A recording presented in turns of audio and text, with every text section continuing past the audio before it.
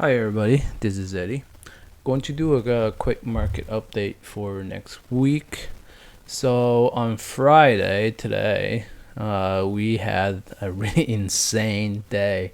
We opened and went down sharply, and then we reversed, came back up, test the 8-day moving average, and then on the daily, and then we flushed all the way back down to test the lows of Thursday. That was quite the insane move at the end of the day. Let me show you on the 10-minute chart.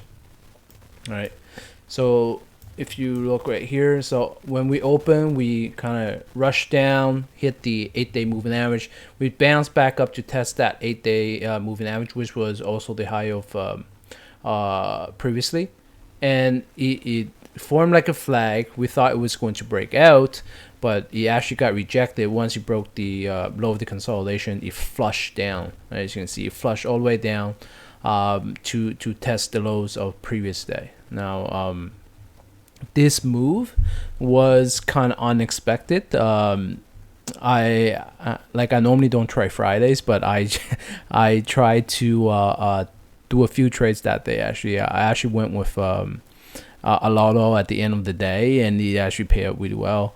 I did a hotkey mistake that I way oversized for that type of play. Usually on a day like this, and you see a lot of people buying puts. Put call ratios are way up. There's usually a little reversal at like the last 10 minutes of the day, so that's the play I kind of did, and it kind of did do that. So you see we have the big drop, and then we test the low, and we bounce all the way back up, test that 8-day moving average. That was always looking for, was that one little bounce. I usually just scalp it, but I actually took a phone call and and the market closed before I actually hang up. So so the play actually turned out from like $3 to $14 at the end of the day. So it was just nuts. Anyways, if you look at the chart, it's pretty well broken down. If you look at the hourly chart, we are below moving averages. We're at this double bottom area. So on Monday, we got to hold this area. If there's any chance of a bounce, this needs to hold. If this breaks down, we're going to go down. We're going to go down to about 3,800 first, and then we're going to test the June lows, and then we're going to come all the way down to about 3,400 to 3,385 on the pre-COVID highs, right? This is the area that if it breaks down, it can really trigger a big sell-off. Once we lose the weekly 200-day moving average, it can get really bad. So the last time we did that was during COVID. As you can see, we broke down, and then we flushed down. We had a really bad week sell-off, and then we came all the way back up. So this can still be likely the same type of scenario on this type of sell-off. September tend to be a really bad month for stocks, so it can happen. But I really want to see it to hold this level right here, and then just bounce or chop around till October, and then we break out. If not, like this, we talk about this megaphone trend line, and if it does work out, we will be looking at this pre-COVID high, maybe slightly lower, just to shake some people out and then get the reverse back up, right? So these megaphones, they tend to be big moves. So like there will be a big move down, and then there will be a big move up, right? So it will be a sharp down move and a sharp reversal, like it's been doing right here, right? Sharp down move, sharp reversal, sharp down move, sharp reversal. So if that works out, I'm looking about these areas right here for possible bounces, right? Right now, there's absolutely no swing trades. I took them all out. They were all stop out this week on the very little that we did have. So right now, I'm back to cash again. I do have some in my long-term account. I have some index funds. So those ones I just hold for longer term, and I just average into it. And they've been hedged, so they're perfectly fine as is. So I'll probably be looking around taking the hedges off around the June lows, or if 3,800 holds, maybe I'll take some off there. Anyway, yeah. So that's the type of play we want to do. And if we look at the daily, the ranges we want to look at for some day trades, if that happens, we take out the low of Thursday, right? If we take out that low, short it down to about this 3850 area, and then if that breaks, and we're going down to 3800, and then there's a gap fill right here at around just slightly below 3800. So that's like a big magnet right now, and that will be the likely scenario, because if you look at the Fibonacci retracement, we did break through the 0.618 area, so we're coming. Once you break through that, it's no longer a normal uptrend. It's been broken. As you can see, this is the trend line. It's been broken through. We came up to retest that, so likely scenario is we're going to go down lower, right? So any kind of rally up, look at these moving average areas, like 8-day moving average, 21-day moving average for rejections. Those are the areas that you can short it, right? We are a little bit oversold on the daily, so a bounce is possible, and just to cool off some of the RSI, because the RSI needs to come back up a little bit and then go back down lower, right? So that's the type of play I'm looking at for next week, is a continuation down.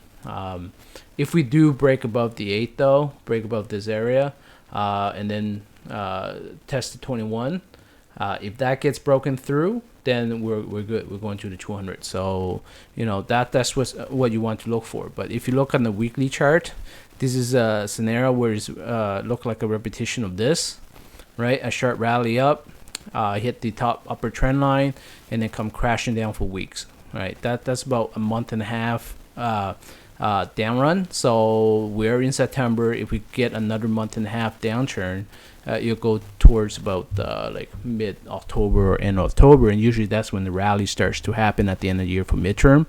So you kind of time it perfectly to that scenario if we do break down this area right here. So that's what we're going to look at.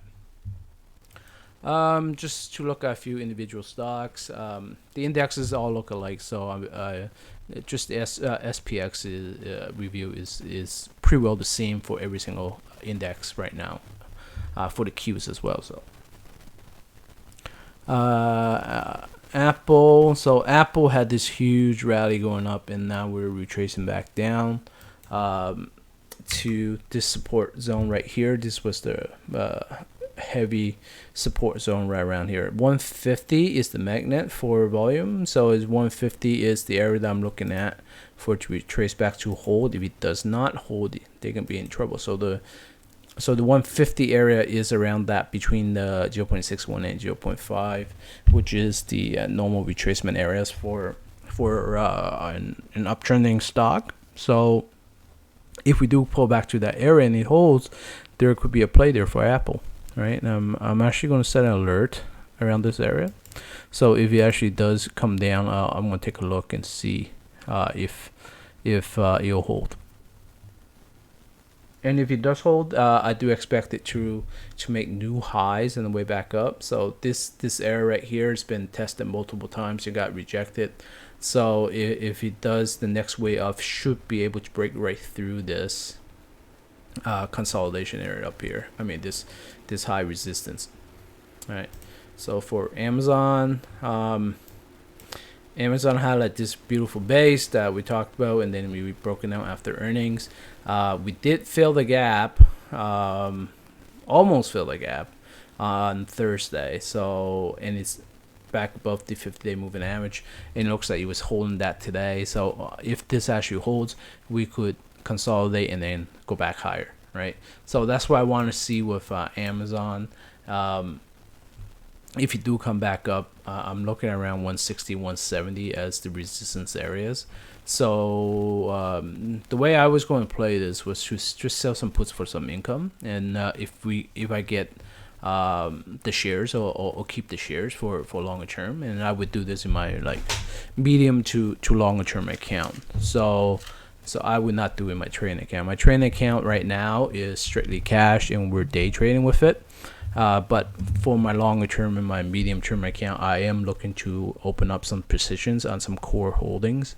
And since these big tech names are so cheap right now, it's kind of like the perfect opportunity to sell some out of the money puts to get some income while you wait for it to come down to the price that you want to buy them at. So that's the game plan for my medium long term account. As for my shorter term account, I'm going to day trade every single day until the volatility dies, because the money is so good right now for day trading. It's not even funny. I probably made more during this year day trading than I did in the past 10 years. That's how good the income is. All right. And since we're on the topic, I do have a day trading class coming up September the 18th. It's a live class. It will be in the evening. So if you want to learn how to day trade, how to learn the psychology of day trading, and the setups, and how I manage my trades, and what type of setups I'm looking for, that's a really good course to take. Right now, I am doing the course at a fairly low price to my other courses, because I wanted to offer a lower price so more people can join, since this is more of a premium course, and I spend a lot of time creating the content and working with the students as well. It does come with a 1-year Discord, and I'm on Discord pretty well the entire trading session every single day, Monday to Friday. So it's a really good program to get into if you want it to learn how to day trade and be able to ask questions and learn hands-on. That's a really good course to be in. Anyway, on to Google. So Google, we have this big base right here that we talked about, and it's just chopping around this course. So we're in the lower range right here. So if you want to play this, right, you can sell some puts at the lower range, or even some spreads just in case it breaks down. I do have like adjustment strategies that I use in my level 1 advanced course, and if it does break down, as long as you plan it to break down and take the shares, there's a way for you to adjust that spread so that if it continues to go down, because once that breaks down, it's coming down to like 90 right here as the first support, and then it's coming all the way down to like 76, 78 area, right? So if you use the strategy, you can adjust it, and then you can bring your average cost down to let down to these levels instead of up here. So that is one of the strategies I am looking at doing with Google. And in case that does break down, then you'll create like an opportunity to get the shares much cheaper, right? But for now, I would just sell credit spreads on this thing. I mean, you could go with calls, but you have to take some risk management, and you have to expect it to go to nothing, right? Because if the market start selling off, I'm sure you'll break this support area right here, and then go to the next leg down, which is down at $90. So just make sure you keep that in mind when you do take this trade. But this is one of the stocks that you can hold forever, right? So owning it down at $90 is not a terrible thing, right? So just make sure you're prepared to hold the shares if you want to take that trade. Microsoft looked really strong there a couple weeks ago, and I thought once you broke out this 100-day moving average, we could start moving back up again. But it actually came all the way back down. So that's almost like a full retracement. That's about 75% retracement from the move. So let's see, measure that. Yeah. So past 75%, so almost 100% on the move. So you pretty well get back all the gains from that really strong run up, right? So it is extremely oversold. As you can see the RSI right here, it's down at like 10, below 10. That's a buy zone. That's extreme buy zone right there. I would probably sell some puts or sell some spreads to take some shares, or if you really want to go aggressive, you can actually buy some calls on this. Give it some time. So I would give it about maybe 45 days to 2 months time on the calls, just so that you'll give it enough time for it to consolidate, and then come back up, right? NVDA. So I shorted NVDA when the news came out that they can't sell to China certain chips. So I did that yesterday. I shorted it. I did close it before the end of the day, so I made some good profits on it. I didn't trade it today. I was because I normally don't trade on Fridays. I have a lot of obligations to do, so I normally don't trade Fridays. I'm usually busy. So, but on Monday, if we break the low of this, I'm shorting again because they're restricted to sell those new chips to China, and China is a major customer of theirs. So it's going to force China to really look elsewhere for supply and chips. So basically, they're going to lose a ton of business in the long run, right? They lost, I think they said they missed $400 million in sales this quarter. So what happens if this is a long-term thing? What if they start losing $400 million every single quarter? Right, that's a huge portion of their sales, and if that happens, right, if NVIDIA loses this area right here, this 130 to 120 support zone, it's coming way back down, like way back down, probably like $80. Yeah, $80, $60. Imagine that, NVIDIA coming back down $60. It very well can happen if that's the case. So I am avoiding buying this long for up move. I mean, like, it can create a big short squeeze and then it can pop really hard, but I am definitely not going to hold it for longer term just because of that that scenario right there. So if you look at SMH, which is the semiconductor index, it's not doing well either. We're below the moving averages. It's way oversold. It's fairly weak, and this looks like the start of a big waterfall down. So I'm kind of avoiding this sector for now, and not touching. I might trade it once it gets there's a setup there, but I would definitely not hold this anymore. XLE, so oil stock's been doing well. As you can see, we're still in this uptrend from this pullback, right? We're still going slowly grinding back up, and we're just pulling back. This is a normal pullback, about yeah, that's a normal pullback, 0.618%, which is still the 100-day moving average right here, and we're bouncing back up. So if we do start trending back up, we're expect to make some highs, fill that gap over here, and continue higher. Right, so there could be a trade right there. Oil prices had come down, but oil is based on the economy. So if something happens with Russia, whatever it is, OPEC, whoever, and if things change and then oil prices start climbing again, oil companies print money. So this will expect to make like new highs if that's the case, right? Some people are telling me that expect a multi-year bull market for oil. I don't know if that's going to happen, but based on the chart, the trend is still strong. I would trade that till the trend breaks, right? So if you're looking for something bullish to play on, this could be one of the sectors that you can look at.